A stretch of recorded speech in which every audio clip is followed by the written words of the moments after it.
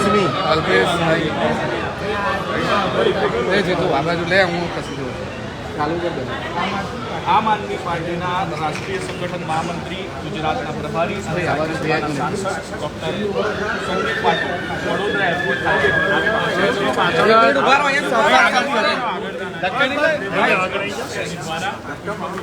પાછળથી આવો ભાઈ, પાછળ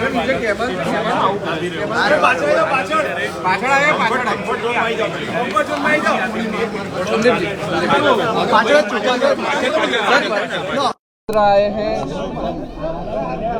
गुजरात में क्या व्यू रचना है आगामी जो लोकसभा चुनाव है उनको लेकर आम आदमी पार्टी बताइए सर। चुनाव लड़ेंगे, पूरी ताकत से चुनाव लड़ेंगे और चुनाव जीतेंगे।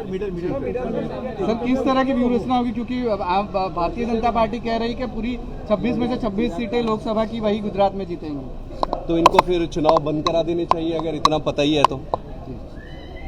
मेरा मानना ये है कि जनता भारतीय जनता पार्टी के शासन से दुखी है। जनता ने पिछली बार के विधानसभा चुनाव में भी आपने देखा होगा आम आदमी पार्टी को जिस तरीके से 5 सीटें दी, 13% वोट दिए। वोट शेयर 13% इतना आसान नहीं होता। वो जनता के मूड को दिखाती है कि जनता बदलाव चाह रही है।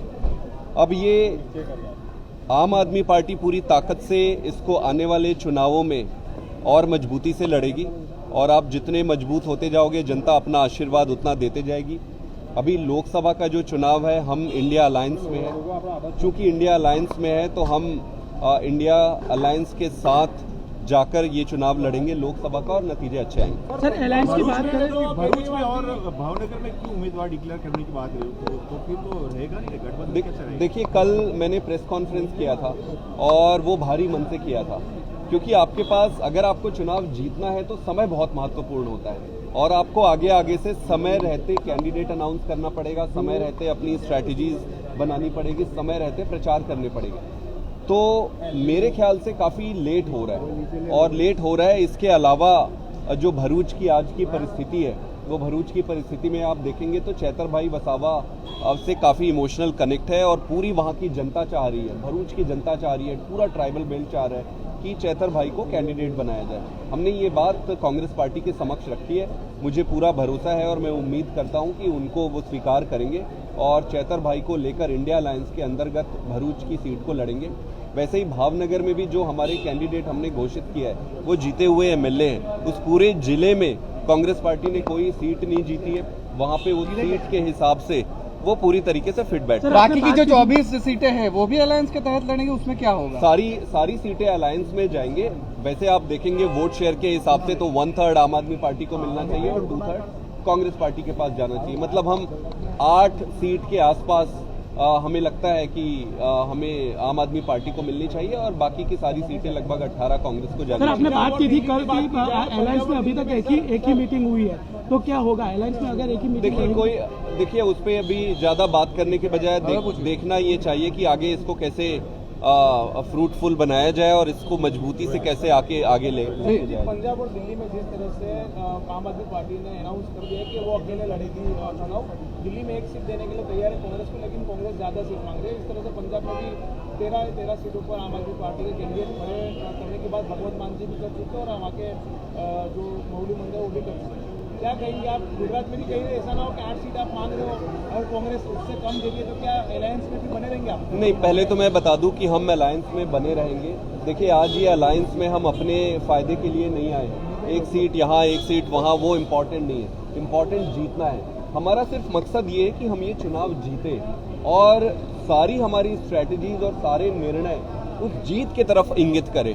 अगर तो हमारे निर्णय जीत पर आधारित नहीं है, जैसे फॉर एग्जांपल भरूच का मैं दूं, आज भरूच की सीट अगर कोई व्यक्ति निकाल सकता है तो चैतर भाई वसावा है। ऐसी परिस्थिति में अगर हमारे सारे निर्णय जीत को ना देखकर ये देखा जाए कि ये इनकी सीट है, ये उनके बेटे की सीट है, ये उनके भाई की, तो भाई भतीजा को जिताने यहाँ पे कोई थोड़ी आया है। यहाँ पर तो सीट नरेंद्र मोदी जी और भारतीय जनता पार्टी की सरकार जो चल रही है उसको हराने के लिए आ रही है। पंजाब में दोनों पार्टियों के जो लोकल यूनिट है उन्होंने ये कहा था कि हम अलग अलग लड़ना चाहेंगे, तो लोकल यूनिट्स के जो इच्छा थी, मनसा थी, उसको ध्यान में रखकर हमने तय किया कि पंजाब में अलग अलग लड़ेंगे।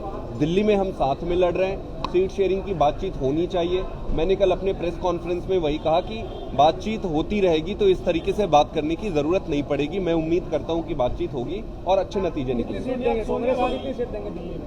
वो आगे अब उनके साथ बैठ के डिस्कस कर लेंगे। बाकी कल मैंने कांग्रेस ने कितनी मांगी? देखो कौन कितना मांगता है। मैं अगर गुजरात में कल कहूं कि मुझे आप 20 सीट दे दो, 15 सीट दे दो, तो वैसे नहीं चलेगा ना। हम जो भी मांगे और जो भी मिले उसका आधार सिर्फ एक ही होना चाहिए कि कौन जीतने में और कहां पर जीतने में सक्षम है। बहुत बहुत धन्यवाद।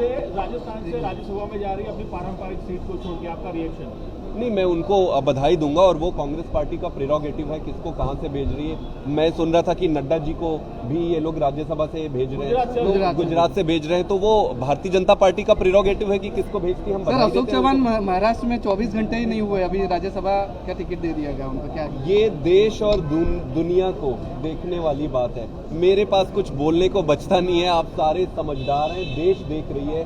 नरेंद्र मोदी जी और भारतीय जनता पार्टी ने इस देश को एक ही चीज सिखाया है, वो है कि व्यवस्थाओं को कैसे तोड़ा जाए, लोगों को कैसे खरीद के अपनी पार्टी को बड़ा किया जाए, देश को कैसे बड़ा किया जाए। वो मोदी जी उस पे नहीं लगे हैं। अपनी पार्टी को कैसे बड़ा किया जाए सिर्फ उस पे लगे हैं, और वो भी गलत तरीके के माध्यम से। आपको डर नहीं है? आपको डर नहीं है कि आम आदमी पार्टी में से भी कई बड़े नेता को भारतीय जनता पार्टी अगर तोड़ने की कोशिश करे तो क्या होगा? देखो, वो 24 घंटे वो कोशिश कर ही रहे हैं। इतने सारे लोगों को उन्होंने जेल में क्यों डाला है? भाई जेल में डाला ही इसीलिए है कि उनको अंत में भाजपा में ज्वाइन कर सके। तो अपना कोशिश करते रहे, हम अपना धर्म निभाएंगे।